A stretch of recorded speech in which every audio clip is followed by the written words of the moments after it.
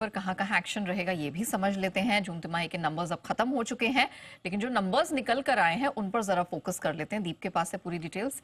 दीप, कल तो मार्केट बंद था, लेकिन बुधवार को जो नंबर्स निकल कर आए कैसे रहे? ऑफिशियली लास्ट डे था अर्निंग्स का। इसके थैंक बाद गॉड। ये सीजन खत्म हो चुका है।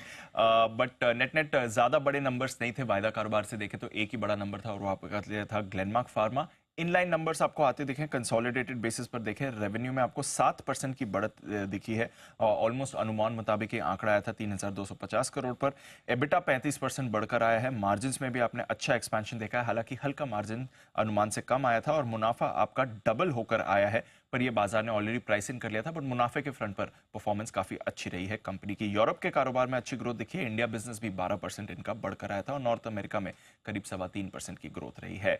ओला इलेक्ट्रिक लिस्टिंग के बाद इसके नंबर्स आए हैं, मिले जुले नंबर्स हैं। घाटा बढ़कर आया है। रेवेन्यू में देखें तो अच्छी ग्रोथ है, 32% बढ़कर आया है रेवेन्यू। एबिटा घाटा हल्का कम हुआ है, 218 करोड़ से घटकर 205 करोड़ का आया है।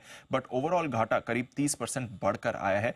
और इसमें अदर इनकम कंपोनेंट का अच्छा वो था, एक्सेप्शनल आइटम्स भी थे, थोड़े एडजस्टमेंट थे, बट नेवरदलेस हाईएस्ट रेवेन्यू एक क्वार्टर का कंपनी ने दिखाया है। इसके साथ ही कल हमने इनका प्रोडक्ट लॉन्च भी देखा है। 3 इलेक्ट्रिक मोटरसाइकिल्स इन्होंने लॉन्च करी हैं। रोडस्टर एक्स, रोडस्टर और रोडस्टर प्रो के नाम से ये लॉन्च की गई हैं। करीब 75,000 से 2 लाख तक की रेंज में ये तीनों मोटरसाइकिल्स की प्राइसिंग की है इन्होंने। नेशनल फर्टिलाइजर की बात करते हैं, यहाँ पर नंबर्स अच्छे थे। एबिटा प्रॉफिट हुआ है और घाटा भी कम हुआ है कंपनी का। रेवेन्यू आपका ऑलमोस्ट फ्लैट था, बट 24 करोड़ के एबिटा घाटे के सामने 110 करोड़ का एबिटा प्रॉफिट हुआ है 2.1% के मार्जिन से। और ओवरऑल घाटा भी 93% कम हुआ है। 121 करोड़ का घाटा घटकर अब सिर्फ 9 करोड़ रह गया है। मद्रास फर्टिलाइजर, ये कंपनी घाटे से मुनाफे में आ गई है क्योंकि इनकी रेवेन्यू ग्रोथ थी 24%। एबिटा घाटा 17 करोड़ से बढ़कर 65 करोड़ हो गया है। मार्जिन 10% के थे और 34 करोड़ के घाटे के सामने करीब 40 करोड़ का मुनाफा इन्होंने पोस्ट किया है। पॉलीप्लेक्स की बात कर लेते हैं, यहां पर 8% की रेवेन्यू ग्रोथ कंपनी ने दिखाई है। ये भी कंपनी घाटे से मुनाफे में आ गई। 3 करोड़ के घाटे के सामने 54 करोड़ का मुनाफा दिखा है। एबिटा इनका 2.5 गुना बढ़कर आया है, 61 करोड़ का 164 करोड़ हो गया है। और मार्जिन भी 3.9% से बढ़कर 9.7% के रहे हैं। सीक्वेंट साइंटिफिक, यहां पर रेवेन्यू 17% बढ़ा है। एबिटा घाटा था 8 करोड़ का, जो अब एबिटा प्रॉफिट हो गया 42 करोड़ का। मार्जिन 10.7 करोड़ के हैं और ओवरऑल 35 करोड़ का घाटा था, जो अब 9 करोड़ का मुनाफा हो चुका है। स्पाइसजेट यहां पर रखिएगा नजर, रेवेन्यू 1.7% गिरकर आया है। हालांकि 235 करोड़ के एबिटा घाटे के सामने 49 करोड़ का एबिटा प्रॉफिट आया है, 2.8% की मार्जिन है और मुनाफा भी 24% बढ़कर आया है। अदर एक्सपेंसेस में इन्होंने उछाल देखा है, बट एक कुछ नेगेटिव खबरें भी आ रही हैं। आज सुबह 3 इंजन को लौटाने के लिए स्पाइसजेट को कहा गया है, तो इसका भी इंपैक्ट आ सकता है। बट ये थे सारे नंबर्स जो इस ओवर द लास्ट 2 डेज आते हुए दिखे हैं। ऑलराइट, चलिए ये तो बात होगी नंबर्स की, लेकिन दीप, ट्रिगर्स कौन से हैं जिन पर आज फोकस करना और खबरों के दम पर कोई एक्शन? बिल्कुल, तो नतीजे तो नहीं रहेंगे, बट वेल्सपन लिविंग इसका बायबैक आज से शुरू हो रहा है। 220 रुपए प्रति शेयर के भाव पर ये बायबैक करने वाले हैं। टेंडर रूट के जरिए बायबैक होगा। काफी सारे डिविडेंड एडजस्टमेंट्स होने वाले हैं, तो सुबह सुबह अगर आपको स्टॉक्स नीचे दिखें तो ध्यान रखिएगा। कोल इंडिया 5 रुपए का डिविडेंड एडजस्टमेंट है। अपोलो हॉस्पिटल्स 10 रुपए, एस्ट्रल 2.25 रुपए का डिविडेंड होगा। 10 रुपए का बाटा इंडिया पर डिविडेंड एडजस्टमेंट है। कॉनकॉर में 2 रुपए, गोदरेज कंज्यूमर में 5 रुपए, थायरोकेयर 18 रुपए और पावर ग्रिड भी 2.25 रुपए का डिविडेंड एडजस्टमेंट दिखाएगा। रिकॉर्ड डेट है सेरा सैनिटरी, जिसका बायबैक है, और धानुका एग्रीटेक, इसका भी बायबैक है।